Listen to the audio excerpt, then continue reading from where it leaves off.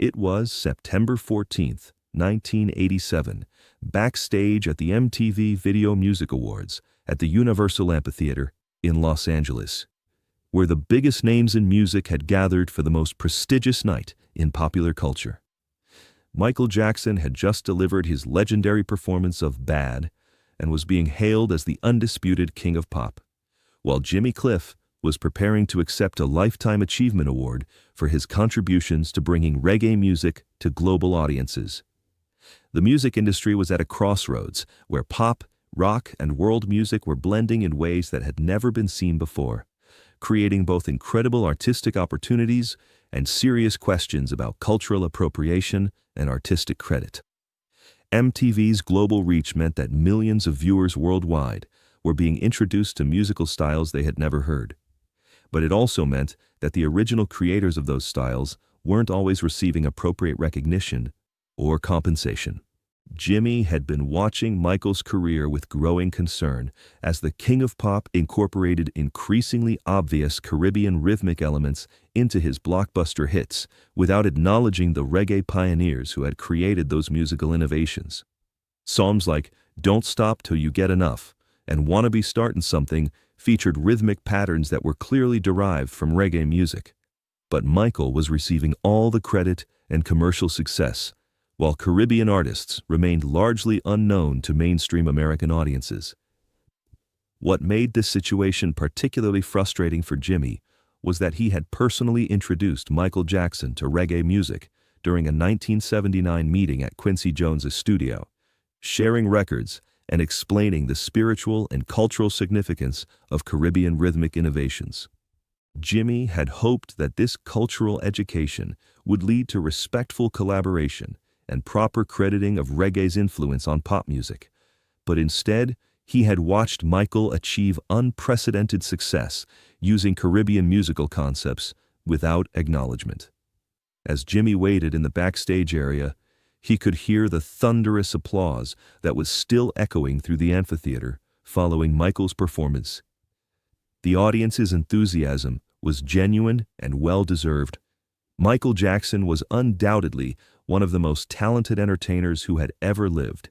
But Jimmy also knew that much of what made Michael's rhythmic innovations so compelling came directly from reggae traditions that had been developed by Caribbean artists, who remained unknown to most of the people cheering. When Michael finally made his way backstage, still glowing from the adrenaline of his performance and surrounded by the usual entourage of managers, publicists, and industry executives who followed superstars wherever they went, Jimmy made a decision that would create one of the most controversial confrontations in music industry history. "Michael," Jimmy called out, his Jamaican accent cutting through the backstage noise and causing the king of pop to turn around with obvious surprise. "We need to talk, man. It's time to address something that's been bothering me for years." Michael Jackson, still wearing his iconic black leather outfit from the Bad performance, approached Jimmy with the cautious curiosity of someone who wasn't sure whether this conversation would be friendly or confrontational. The two artists had met several times over the years, but their relationship had always been respectful but distant, with no hint that any serious issues existed between them. "Jimmy Cliff," Michael replied in his distinctive soft voice, extending a gloved hand for a handshake. "Great to see you, man. Congratulations on your Lifetime Achievement Award. You've done so much for reggae music and world music in general." Jimmy accepted the handshake, but his expression remained serious, indicating that this wasn't going to be a casual backstage pleasantry exchange. "Michael, I appreciate that, but there's something we need to discuss about reggae music and your recent work that I can't stay quiet about any longer." Michael's entourage sensed the tension in Jimmy's voice and began moving closer, preparing to intervene if this conversation became heated or problematic for their superstar client. But Michael gestured for them to give him space, understanding that whatever Jimmy wanted to discuss deserved private attention rather than public interference. "What's on your mind, Jimmy?" Michael asked, his voice remaining calm and respectful despite the obvious seriousness of Jimmy's demeanor. Jimmy took a deep breath, understanding that what he was about to say would either create positive change in how the music industry credited cultural influences or would damage his relationship with the world's biggest pop star and potentially harm his own career prospects. Michael, I've been listening to your music for the past 8 years, and I've noticed that you're using reggae rhythms, Caribbean chord progressions, and Jamaican musical concepts without giving credit to the artists who created those innovations, Jimmy said, his words carrying the weight of years of frustration and concern for cultural integrity. Michael's expression shifted from casual friendliness to surprised confusion as he processed Jimmy's accusation. This clearly wasn't the kind of conversation he had expected to have immediately after one of the biggest performances of his career.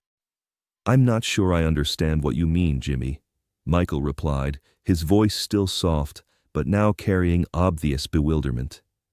"I've always tried to be respectful of different musical influences, and I've never intentionally appropriated anyone's cultural expressions." Jimmy's response was devastating in its specificity and accuracy. Michael, "Don't Stop Till You Get Enough" uses the exact same rhythmic pattern as Bob Marley's One Drop, but with disco production. "Wanna Be Startin' Something" is built on a reggae skank rhythm that Jamaican musicians have been playing since the 1960s. "Billie Jean" uses Caribbean syncopation patterns throughout the entire song. You're making millions of dollars from musical innovations that Caribbean artists created, but none of them are getting credit or compensation. Michael stood in stunned silence as Jimmy continued his cultural and musical education with the authority of someone who had helped create the very musical traditions being discussed. "The worst part," Jimmy continued, "is that I personally introduced you to reggae music in 1979 at Quincy's studio. I played you Bob Marley, Peter Tosh, and Bunny Wailer records. I explained the spiritual and cultural significance of reggae rhythms. I thought you understood that this music carries deep cultural meaning and should be credited and respected, not just borrowed without acknowledgement."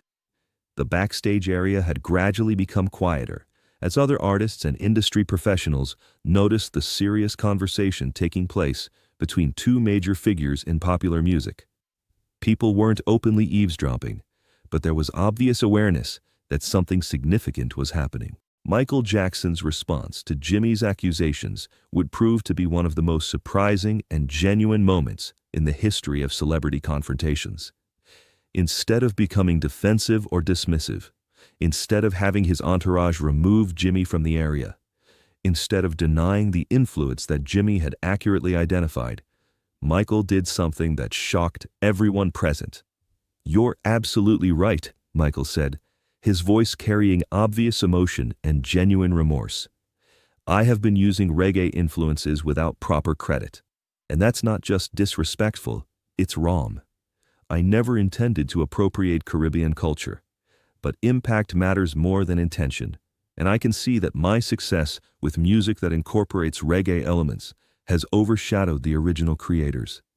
Jimmy was taken aback by Michael's immediate acknowledgement and genuine contrition. He had expected defensiveness, denial, or at best a diplomatic non-admission. But he had not anticipated complete acknowledgement and obvious regret.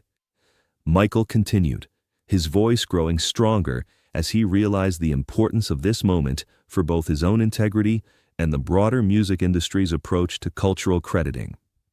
"Jimmy, you taught me about reggae music's spiritual and cultural significance, and I should have honored that education by ensuring that Caribbean artists received proper credit when my music incorporated their innovations. The fact that I didn't do that reflects my own ignorance about cultural responsibility rather than any intentional disrespect. But the impact is the same regardless of my intentions. What happened next would become legendary in music industry history.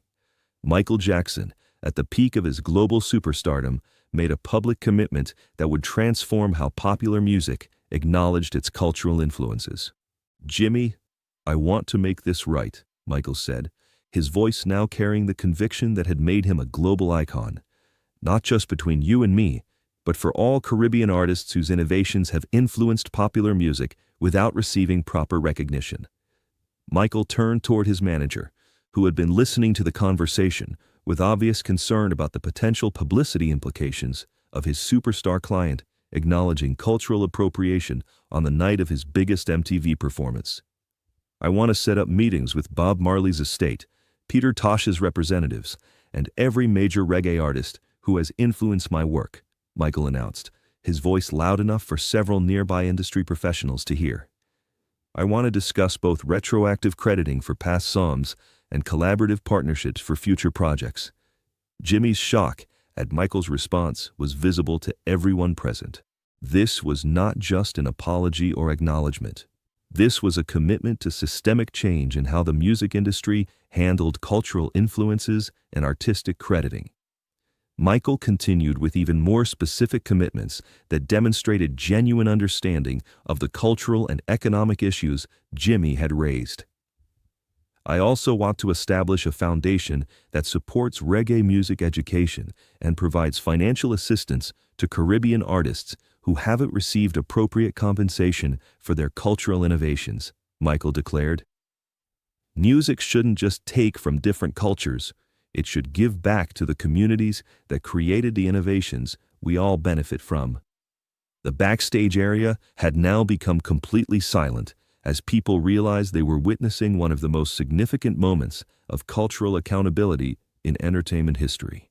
Michael Jackson was voluntarily committing to actions that would cost him millions of dollars in retroactive payments and future revenue sharing, all because Jimmy Cliff had confronted him about cultural responsibility. But Michael wasn't finished demonstrating his commitment to making amends for his cultural appropriation. "Jimmy, I want you to be my advisor on all future projects that incorporate Caribbean or world music elements," Michael said. "I don't want to repeat the mistakes I've made, and I need guidance from someone who understands both the cultural significance and the business implications of respectful artistic collaboration." Jimmy stood in amazement as he realized that his confrontation about cultural appropriation had not just been acknowledged, but had inspired commitments that could transform the entire music industry's approach to crediting and compensating cultural influences. The immediate impact of Michael's backstage commitments began within days of the MTV Video Music Awards.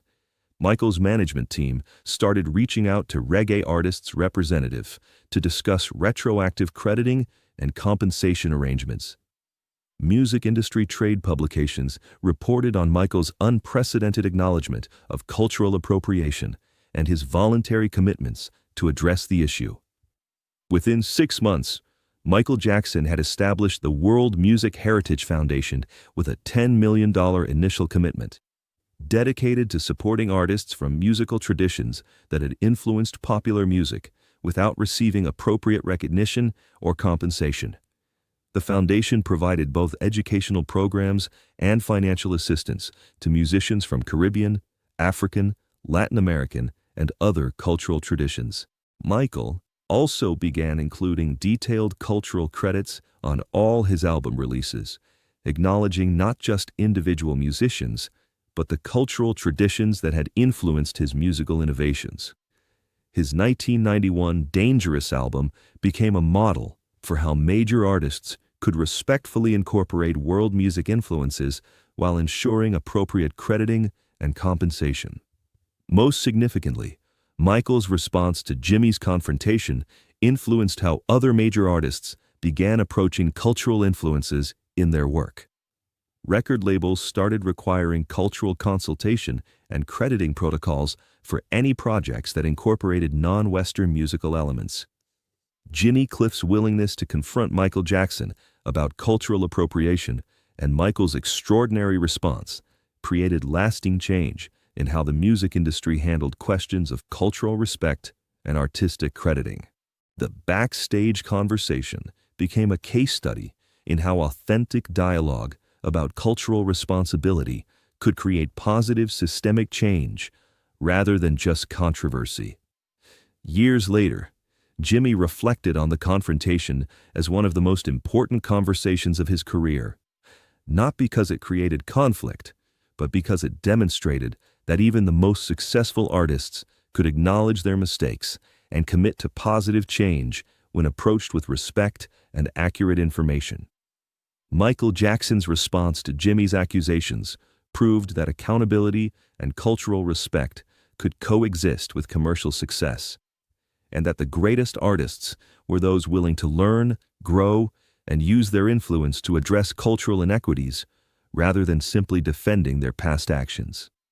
The World Music Heritage Foundation continues to operate today, having provided support to thousands of artists whose cultural innovations influenced popular music.